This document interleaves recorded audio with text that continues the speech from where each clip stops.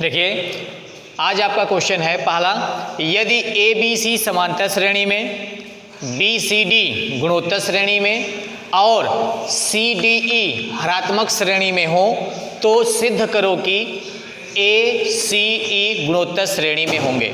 अब आप देख रहे हैं आपको सिद्ध करना कि ए सी ई गुणोत्तर श्रेणी में, अर्थात अगर हम बगल में लिख लें तो पता चल जाएगा कि हमें प्रूव क्या करना है। ए सी ई गुणोत्तर श्रेणी में तभी होगा जब सी स्क्वायर बराबर ए ई आ जाए। क्या आ जाए? सी स्क्वायर बराबर ए ई, तब हम कह सकते हैं कि ए सी ई गुणोत्तर श्रेणी में होंगे। तो इन तीनों कंडीशनों से हमें यही प्रूव करना। अब आप देख रहे हैं पहले में है ए बी सी, हमें लाना किस में है? ए ई और सी में। तो यहाँ से बी का मान निकालना है और यहाँ पे डी का मान निकालना, क्योंकि जो प्रूव करना उसमें डी भी नहीं है। तो इन दोनों से ए बी और डी का मान निकाल के इस डी वाले मान में संबंध में रखेंगे तो ए सी ई में प्रूफ हो जाएगा। तो चलिए देखते हैं, जो दिया गया पहले उसको लिख लेते हैं। चूंकि ए बी सी समांतर श्रेणी में, ये सब कुछ दिया गया। चूंकि ए बी सी समांतर श्रेणी में हैं, तो जब ए बी सी समांतर श्रेणी में है इसलिए बी बराबर क्या होगा? बी बराबर ए प्लस सी बटे 2 इक्वेशन नंबर फर्स्ट। तथा अगला क्या है? अगला है बी सी डी गुणोत्तर श्रेणी में है। बी सी डी गुणोत्तर श्रेणी में हैं। तो जब बी सी डी गुणोत्तर श्रेणी में तो क्या मिलेगा? इसलिए सी स्क्वायर बराबर बी डी, दूसरा संबंध मिल गया। और तीसरा क्या है? और लिखा है सी डी ई हरात्मक श्रेणी में है। किसमें है? आप श्रेणियां तीनों पढ़ चुके हैं, हरात्मक श्रेणी में हैं। तब क्या होगा? इसलिए यहां से D बराबर क्या आएगा? 2CE बटे C प्लस E। अगर आप समांतर माध्य, गुणोत्तर माध्य, हरात्मक माध्य जानते होंगे तो ये समांतर माध्य बराबर A प्लस C बटे 2, गुणोत्तर माध्य बराबर B इंटू डी, और यहाँ पे 2CE बटे C प्लस E। अब इन तीन संबंध से हमें क्या प्रूव करना था? C स्क्वायर बराबर AB। तो देखिए C स्क्वायर बराबर AB, B और D से नहीं मतलब है, तो समीकरण नंबर 2 में B और D का मान रखने पर। तो चलिए आगे चलते हैं। समीकरण 2 में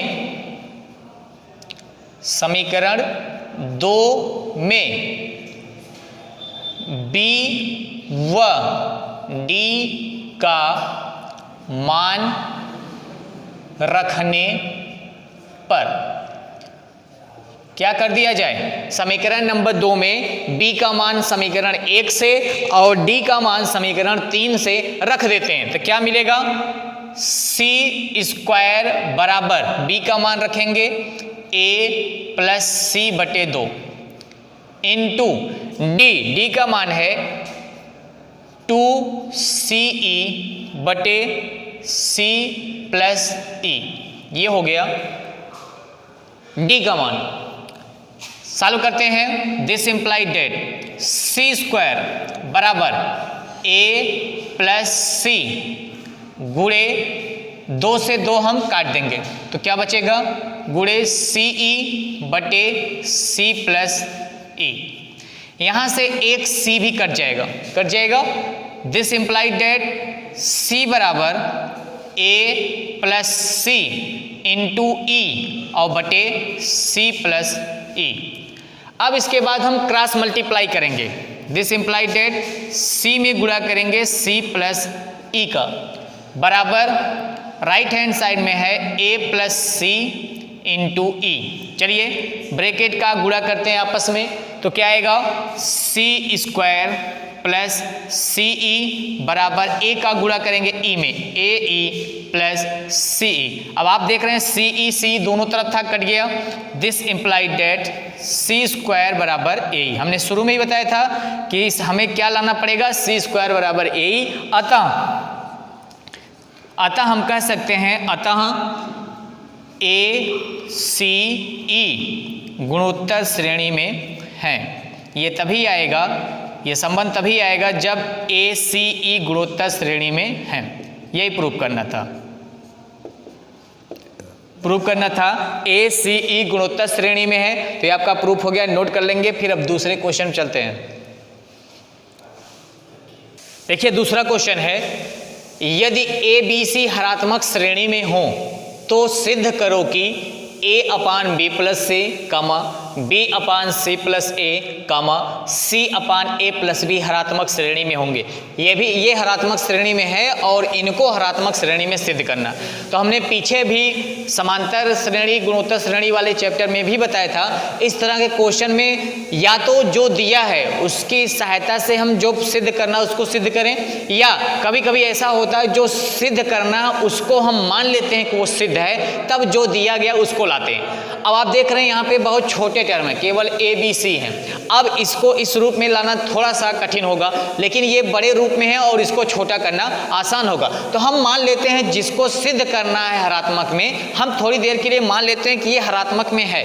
अब दोनों के बीच में संबंध है, अगर ये हरात्मक में होगा तब इसको हम हरात्मक में सिद्ध करेंगे, और अगर ये हरात्मक में होगा तो ये हरात्मक में तभी होगा जब ए बी सी हरात्मक में होगा। तो हम मान लेते हैं उसी को, मान लेते हैं, माना ए है, माना ए बटा B plus c comma B बटा सी प्लस ए कामा सी बटा ए प्लस बी। मान लिया, माना हरात्मक श्रेणी में है, दिया गया हम मान लेते हैं ये है, इसको प्रूव करना था लेकिन हमने मान लिया ये हरात्मक श्रेणी में है। अगर ये हरात्मक में है तो इसका हम व्युत्क्रम कर देंगे, क्या आ जाएगा, समांतर आ जाएगा। क्यों, हमने पहले बताया था कि हरात्मक श्रेणी के पदों का व्युत्क्रम समांतर श्रेणी का पद बनता है। या अगर व्युत्क्रम कर दें तो क्या आएगा, या b प्लस सी बटा ए कामा सी प्लस ए बटा बी कामा ए प्लस बी बटा सी समांतर श्रेणी में। अब ये किस में आ गया, अब ये समांतर श्रेणी में हो गया, समांतर श्रेणी में है। या अगर हम सभी पदों में समान संख्या जोड़ दें, हमने पीछे बताया था समांतर श्रेणी के चैप्टर में गुणोत्तर में कि अगर कुछ पद समांतर श्रेणी में दिए गए हैं तो सभी पदों में समान संख्या जोड़ दिया जाए, घटा दिया जाए, गुणा कर दिया जाए, भाग कर दिया जाए, तो आने वाले पद भी समांतर श्रेणी में होंगे। अब देखिए ये समांतर श्रेणी में दिया गया, अगर हम सभी में एक जोड़ दें, लिख देते हैं सभी पदों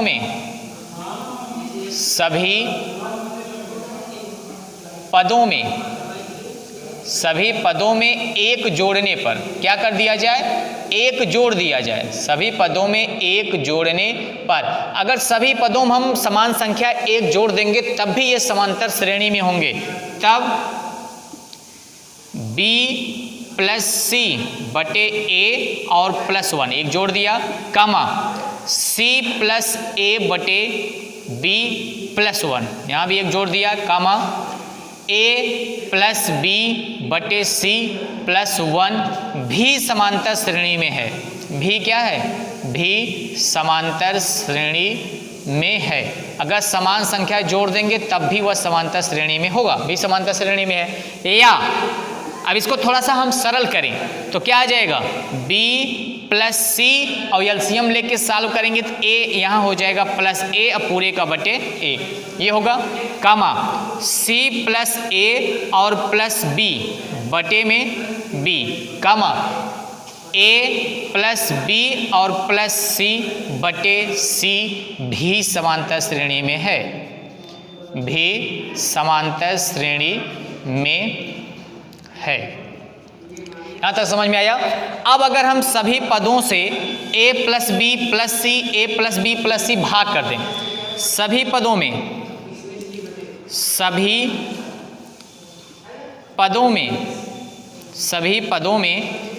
a plus b plus c से भाग करने पर क्या कर दिया जाए, से भाग करने पर अगर हम सभी पदों में ध्यान दीजिएगा a plus b plus c से भाग कर दें या क्या आ जाएगा a प्लस बी प्लस सी सब जगह से कट जाएगा, क्या आएगा 1/a कामा 1/b कामा 1/c भी समांतर श्रेणी में है। भी क्या है, भी समांतर श्रेणी में है। अब देखिए अगर 1/a 1/b 1/b समांतर श्रेणी में है तो इसी का व्युत्क्रम कर देंगे, क्या हो जाएगा, या इसी का व्युत्क्रम कर दें या a b c हरात्मक श्रेणी में, a b c हरात्मक श्रेणी में है। यही प्रूव करना था। देखिए ऊपर दिया गया ना, प्रूव करिए अगर ए बी सी हरात्मक में तो सिद्ध कीजिए ये हरात्मक में है। तो हमने इसको हरात्मक में मान लिया तो ये जो पहला टर्म आपका था ए बी सी हरात्मक में वो प्रूफ हो गया। तो अगर 1/a 1/b 1/b भी समांतर श्रेणी में है तो इसका व्युत्क्रम 1/a का व्युत्क्रम a 1/b का b 1/c का c, तो a b c भी हरात्मक, ये अगर समांतर में है तो इसका व्युत्क्रम हरात्मक श्रेणी में होगा। यही प्रूव करना था। तब इससे संबंधित बहुत से क्वेश्चन आपके एक्सरसाइज में दिए गए हैं, हल करेंगे। अब जो नहीं आएगा उसको हम अगले वीडियो में बताते हैं।